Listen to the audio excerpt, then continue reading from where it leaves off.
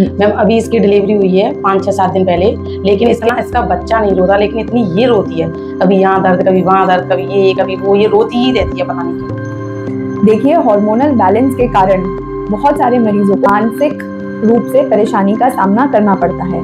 ऐसे समय पर घर वालों को और खासकर उनके पति को इन्हें सपोर्ट करना बहुत जरूरी है।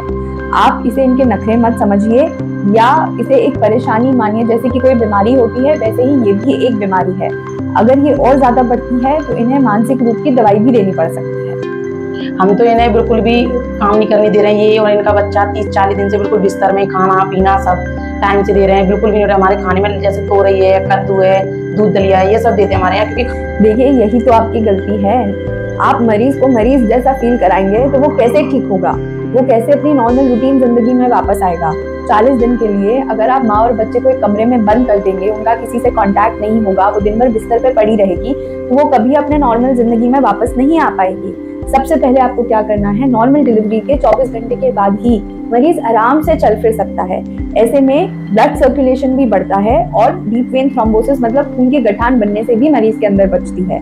दूसरा चीज, अगर आप सिर्फ उसको दूध दलिया देंगे और लौकी तोरी की सब्जी देंगे तो उसे तो पूरा न्यूट्रिशन ही नहीं मिलेगा। डिलीवरी के बाद किसी भी औरत का खाना एक बैलेंस डाइट होना चाहिए। प्रोटीन जैसे कि अगर ये अंडे खाती हैं या फिर पनीर, दाल, मूंग मटकी, ये सब उसके अंदर होना चाहिए। साथ ही कार्बोहाइड्रेट्स मतलब कि चावल, रोटी, ज्वार, बाजरा, ये सब उसका पार्ट होना चाहिए। साथ ही फाइबर, हरी सब्जियां, सलाद, ये आपको पूर्ण मात्रा में इनको देना है। इसी के साथ कुछ मात्रा में तेल और घी भी देना होता है।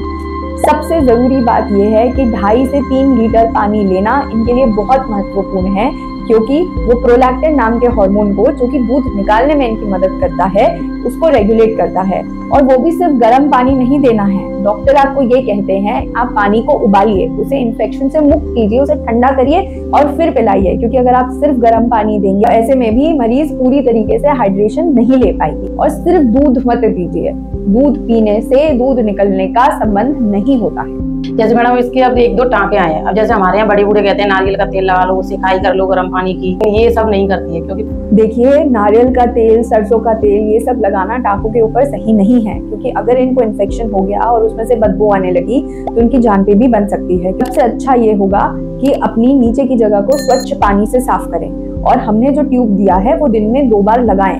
टाँकों की हल्के गर्म पानी से सिकाई की जा सकती है, लेकिन टाँकों के ऊपर और कुछ भी नहीं लगाना है। खासकर गंदे कपड़ों से टाँकों को बचाना है। अगर आप गंदे कपड़े लगाएंगे तो उससे भी टाँकों में इन्फेक्शन हो सकता है। साथ ही अभी जो तुम्हें खून जा रहा है, अगर उसमें बदबू आती है या तुम्हें खुजली होती है तो तुम्हें तुरंत आके अपने डॉक्टर को बताना है।